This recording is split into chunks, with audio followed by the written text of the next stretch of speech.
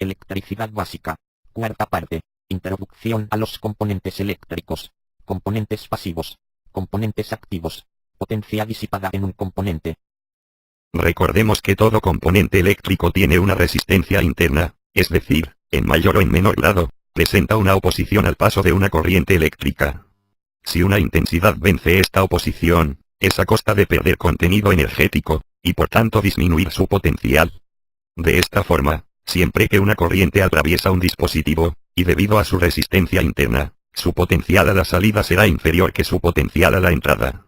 En términos más generales, si obligamos a una corriente eléctrica a atravesar algún dispositivo no alimentados que produzcan energía, bien en forma de luz como en las bombillas, bien en forma de sonido como en los timbres y zumbadores, bien en forma de movimiento como en motores o ventiladores, o bien en forma de calor como en las resistencias.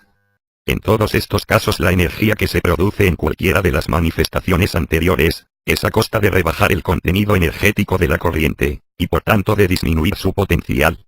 Este tipo de dispositivos que utilizan el contenido energético de una corriente para producir un efecto, tal como luz, sonido, movimiento, o calor, se llaman elementos pasivos. Se dice que disipan la energía, en el sentido de que extraen contenido energético de la corriente, y lo utilizan para producir un efecto que derraman o disipan el entorno exterior. Hay que recordar, que cuando un componente pasivo es atravesado por una intensidad se produce una pérdida de potencial entre sus extremos. Por el contrario, si en vez de extraer energía del circuito como hemos hecho anteriormente, ahora introducimos energía por ejemplo mediante una pila, el contenido energético de la corriente aumentará y el potencial deberá también aumentar. Los elementos de un circuito capaces de incrementar el contenido energético de una corriente se llaman elementos activos y son fundamentalmente las pilas y baterías. Hay componentes que extraen contenido energético de la intensidad que los atraviesa, y la utilizan para producir un efecto tal como luz, calor, movimiento, o sonido. En estos casos se llama potencia disipada por estos elementos a la variación del contenido energético total que experimenta la intensidad al atravesarlo durante un segundo. Se corresponde con la diferencia entre la potencia a la entrada y la potencia a la salida.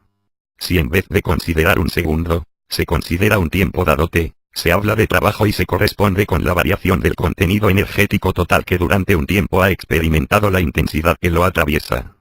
Se puede calcular multiplicando la potencia disipada en cada segundo, por el tiempo en segundos que se está considerando.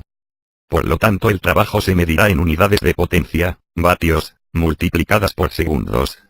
Esta nueva unidad se conoce con el nombre de Julio. Es bastante habitual medirlo también en kilovatios por hora.